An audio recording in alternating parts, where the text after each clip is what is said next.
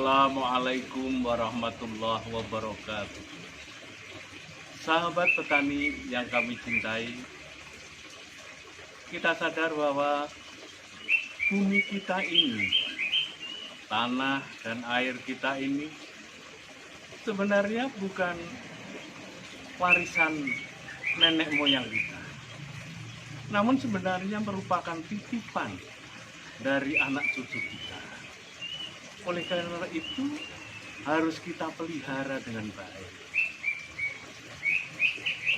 Jadi kita tidak hanya mengejar produksi, yaitu sekarang ini juga saja, namun tentunya kita harus memelihara, yaitu tanah kita itu pada jangka panjangnya agar tetap baik. Oleh karena itu tentunya pertanian berkelanjutan adalah merupakan pilihan yang paling baik. Pertanian berkelanjutan tentunya kuncinya pada produktivitas tanah ini supaya berlanjut. Dan ini bisa berlanjut apabila kita yaitu mempertahankan bahan organik itu di dalam tanah. Oleh karena itu perlunya pengelolaan bahan organik dalam tanah ini harus kita lakukan.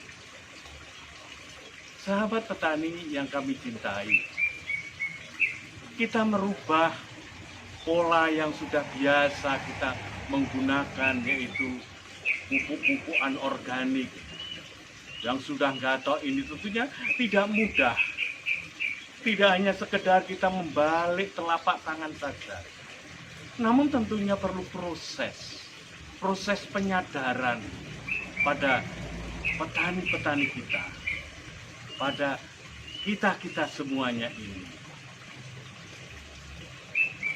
Dalam rangka kita menuju ke pertanian organik tentunya harus bisa kita lakukan secara bertahap, melalui yaitu semi organik dulu. Berapa bahan organik yang sesuai dengan kemampuan dari yang ada, yang kita miliki ini. Umpamanya kita yaitu memiliki bahan organik baru 3 ton untuk per hektarnya, maka selebihnya kekurangannya masih kita penuhi dengan pupukan organik. Umpamanya kekurangan N masih kita penuhi dengan urea, kekurangan fosfornya masih kita penuhi dengan SP36, dan kekurangan daripada kaliumnya masih kita penuhi dengan kalsium. Sahabat petani yang kami cintai, kemudian permasalahan-permasalahan yang sering menghantui pada petani itu apa saja? Yaitu yang pertama, dia khawatir kalau tanpa pupukan organik tentunya nanti akan menyebabkan produksi tanamannya, produksi hasil tanamannya itu akan menurun. Kekhawatiran inilah yang saling menghantui daripada petani-petani kita. Memang mungkin pada pertama kali yaitu terjadi penurunan, namun lambat laun dia akan menjadi stabil kembali dan akan meningkat. Kemudian yang kedua, permasalahan yaitu dari mana sumber bahan organik yang akan kita tambahkan. Sebenarnya banyak sumber bahan organik yang bisa kita gunakan, yaitu dari pupuk kandang, kemudian dari pupuk hijau, dari sisa-sisa tanaman dapat kita gunakan sebagai yaitu pupuk organik, sumber bahan organik. Bahkan dari jerami itu sendiri, jerami dari sawah itu sendiri bisa kita gunakan, kita manfaatkan untuk menambah yaitu bahan organik di dalam tanah. Dalam penggunaan bahan organik bisa kita lakukan melalui 3 cara. Yang pertama yaitu kita berikan untuk makanan ternak. Kemudian kotoran ternaknya kita kembalikan ke sawah. Itu bisa demikian. Kemudian yang kedua, dari jerami kita komposkan, dan dari kompos kemudian kita kembalikan ke sawah untuk yaitu pemupukan. Atau bahkan di beberapa tempat yaitu jerami ini dikembalikan langsung, digunakan langsung di dalam lahan sawah kita bersamaan dengan pengolahan tanah. Ternyata jerami ini mempunyai kandungan kalium yang cukup tinggi. Itu bisa menekan kebutuhan kalium 50%. Jika kita mempunyai yaitu tanah kita itu kandungan kaliumnya itu sedang, maka kalau jerami kita tambahkan ke lahan kita, maka kalau kita tambahkan ke lahan kita sudah cukup.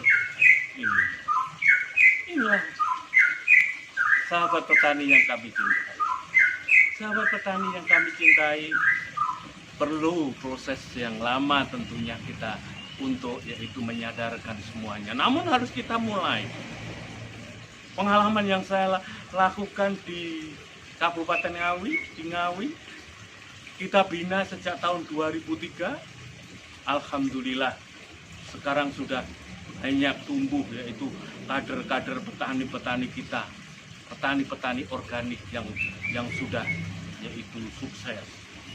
Umpamanya salah satunya di KNOC. KNOC itu kepanjangan dari Komunitas Ngawi Organic Center. Dari binaan saya ini, maka apa?